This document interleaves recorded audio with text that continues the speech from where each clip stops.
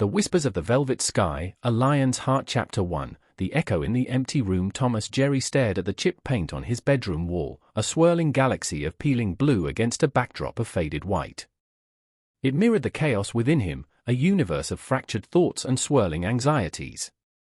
The silence of the room was a heavy blanket, suffocating him. He longed for the quiet his grandmother used to talk about, the one filled with flowers and butterflies, a world away from the cacophony in his mind. His days were a blur of forced smiles and hollow laughter.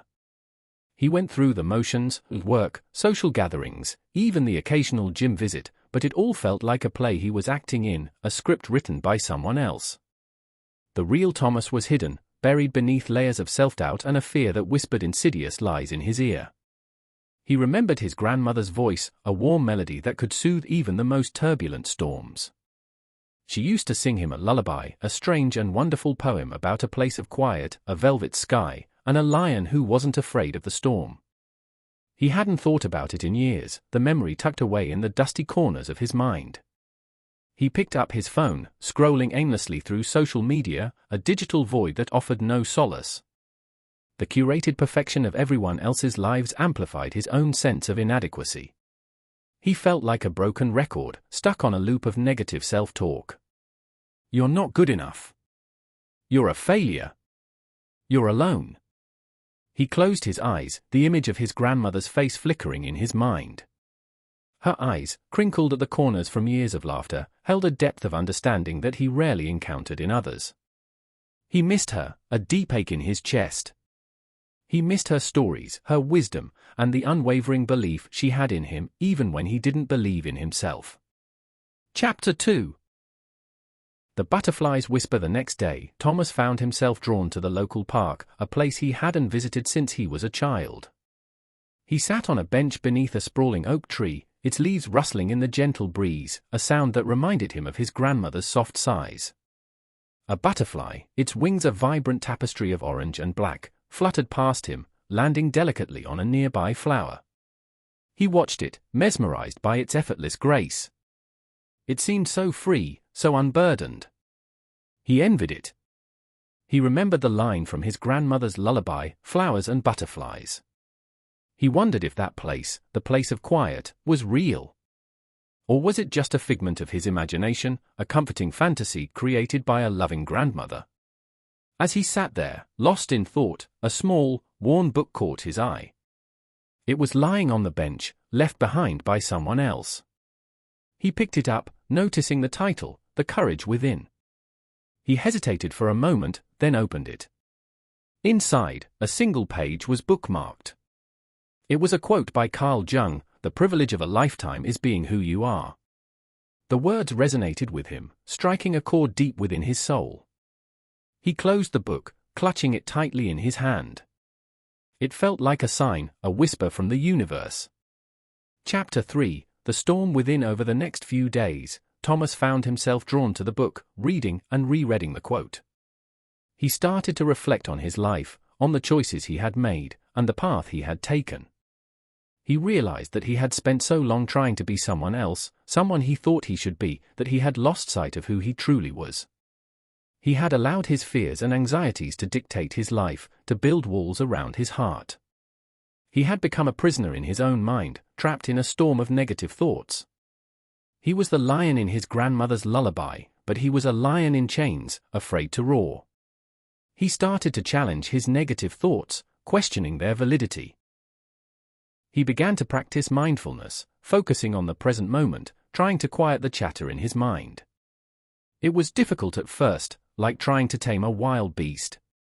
But he persisted, remembering his grandmother's words, "Keep on trying, and trying, and trying."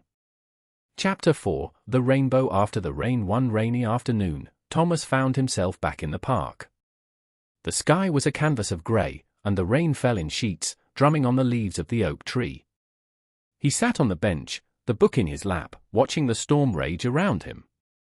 He thought about the line from the lullaby, "A summer storm. You can feel the coolness in the air, but you're still warm." He realized that the storm wasn't something to be feared, but something to be weathered. It was a part of life, a natural process. And just as the sun always shines after the rain, so too would the storm in his mind eventually pass. He closed his eyes, listening to the rhythm of the rain, feeling the coolness in the air. He thought about the lion in the lullaby, the lion who wasn't afraid of the storm. He realized that he had the same strength within him, the same courage. He just needed to find it. Chapter 5. The lion's roar. The rain began to subside, and a sliver of sunlight peeked through the clouds. A rainbow arched across the sky, a vibrant arc of color against the backdrop of gray. It was breathtaking. He remembered the line, "A rainbow lives beside it."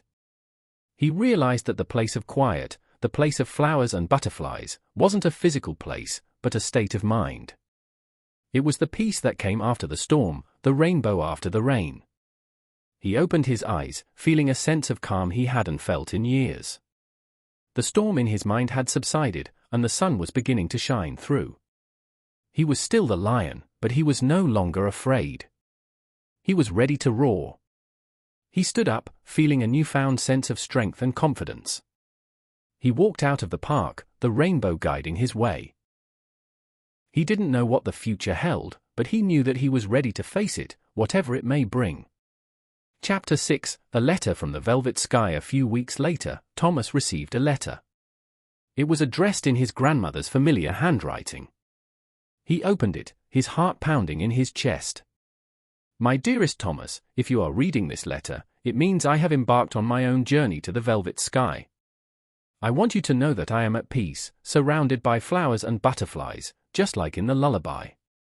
But more importantly, I want you to know that you are not alone. You never were. I know that you have been struggling, carrying the weight of the world on your shoulders. I have seen the storm in your eyes, the fear in your heart. But I also know the strength that lies within you, the lion that is waiting to be unleashed. Remember the lullaby, Thomas. Remember the place of quiet, the velvet sky, the summer storm. Remember the lion who wasn't afraid. That lion is you, Thomas. You are brave, you are strong, you are capable of anything you set your mind to. Don't let fear hold you back. Don't let doubt whisper lies in your ear. You are a lion, Thomas. Roar. Be yourself. Embrace your true potential. The world needs your roar. I will be watching over you, my beloved grandson, from my place in the velvet sky. And I will be singing you the lullaby whenever you need to hear it. With all my love, your grandmother." Tears streamed down Thomas's face as he read the letter. He felt a wave of emotion wash over him, grief, love, gratitude, and above all, hope. He realized that his grandmother's lullaby wasn't just a story, but a message, a guide, a map to his own inner strength. He closed his eyes, and he could almost hear her voice, soft and gentle, singing the familiar words, the whispers of the velvet sky, a lion's heart. Chapters 1 to 5 remain largely the same, focusing on Thomas's struggles and rediscovering the lullaby. The key changes within Chapter 6 and the letter, where the poem is subtly altered. Chapter 6. A letter from the velvet sky. A few weeks later, Thomas received a letter. It was addressed in his grandmother's familiar handwriting. He opened it, his heart pounding in his chest. "My dearest Thomas, if you are reading this letter, it means I have embarked on my own journey to the velvet sky. I want you to know that I am at peace, surrounded by blooms and sunbeams, just like in the song I used to sing. But more importantly, I want you to know that you are not alone. You never were. I know that you have been struggling, carrying the weight of the world on your shoulders. I have seen the shadows in your eyes, the doubt in your heart. But I also know the strength that lies within you, the lion that is waiting to awaken. Remember the song, Thomas. Remember the place of stillness, the twilight sky, the summer shower. Remember the lion who wasn't afraid. That lion is you, Thomas. You are brave, you are strong, you are capable of anything you set your mind to. Don't let fear hold you captive. Don't let doubt whisper poison in your ear. You are a lion, Thomas. Roar. Be yourself. Embrace your true spirit. The world needs your roar. I will be watching over you, my beloved grandson, from my place in the twilight sky. And I will be singing you the song whenever you need to hear it. With all my love, your grandmother. Tears streamed down Thomas's face as he read the letter. He felt a wave of emotion wash over him, grief, love, gratitude, and above all, hope. He realized that his grandmother's song wasn't just a melody, but a message, a guide, a map to his own inner strength. He closed his eyes, and he could almost hear her voice, soft and gentle, singing the familiar words, now slightly changed in his memory. There's a haven we can find, where tranquility resides, blossoms and butterflies take flight, and sunshine gently glides.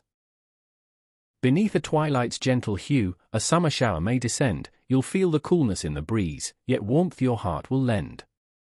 Then a mighty rumble echoes, as clouds begin to weep, but not even thunder's crash will make my lion leap. With courage deep inside, no need to flee or hide, you're standing tall and proud, the bravest of our stride. When courage is your quest, just keep on striving on, and striving, you're a lion, in your own way, be strong. Come on, be a lion, brave and bold, I'm standing tall and proud, you're the bravest of them all, when courage is your call, keep striving on. I'm a lion in my own way, I'm a lion, a lion, a lion, a lion.